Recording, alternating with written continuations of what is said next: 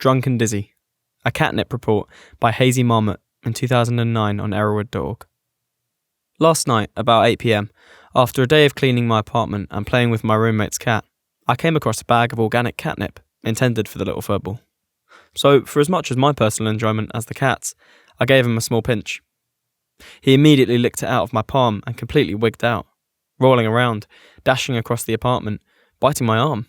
He had no idea what the hell was going on. After half an hour of this, he finally calmed down and decided to take a nap.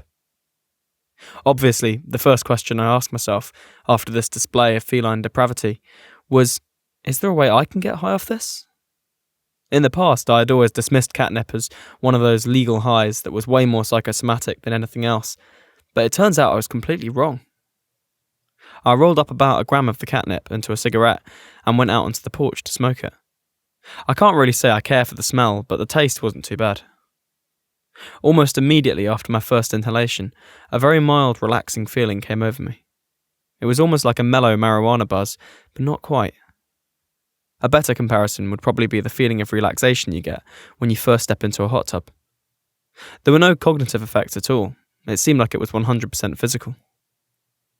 Still buzzed, I went back inside and decided to make some tea and see if I could coax a stronger high out of this plant. I made the brew by pouring boiling water over 3 grams of catnip and steeping it until it was cool enough for me to drink, which was about 15 minutes.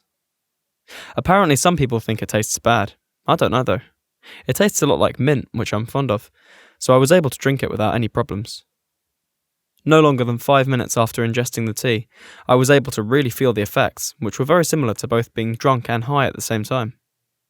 I had some difficulty forming complex thoughts. Several times I would be saying something and completely blank on where I was headed with the idea. Music sounded alright, nothing amazing, but there was a noticeable improvement to an already good Orb album. The most striking effect, however, and the one that makes me believe that I react very differently than most to nepetalactone, was the coordination issues. Over the course of the night and the following morning, I almost fell over at least 10 times. My balance was so poor that my roommate had to ask me several times if I was going to be alright. I knocked my laptop onto the floor and almost tore down an accordion door to my room when I went to close it. There was also a strong sensation of spinning which came over me every time I tried to move. Strangely enough, my memory or ability to reason wasn't impaired at all. I was able to watch an hour-long speech on peak oil, analyse it, and read 2 or 3 diverging opinions on the topic before I went to sleep.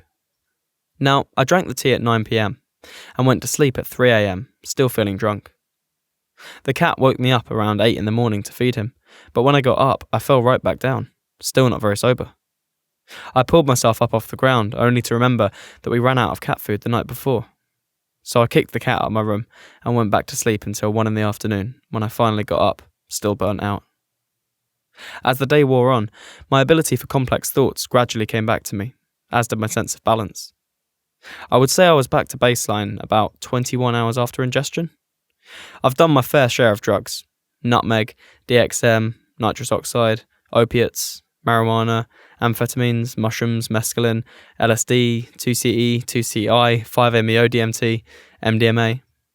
The only drug that has ever caused an atypical reaction has been prescription opiates, which make my head spin and have caused me to puke on several occasions, while just on a prescribed dose. Catnip had very similar negative effects to a 20mg oral dose of oxycodone, but they lasted about 3 times as long. We've read about people with different body chemistries having adverse reactions to common drugs, but I never thought that it would happen to me, and while using catnip. Anyway, just getting the word out that it can happen. Thanks for listening to this trip report. That was quite an interesting one to read actually, because I didn't even know that humans could have a reaction to catnip in that kind of a way. But anyway, if you'd like to order some voiceover work from me on Fiverr, you can do so with a link in the description, and there'll also be a link to the original trip report that I read out here. And I'll see you in the next video. Thanks for watching.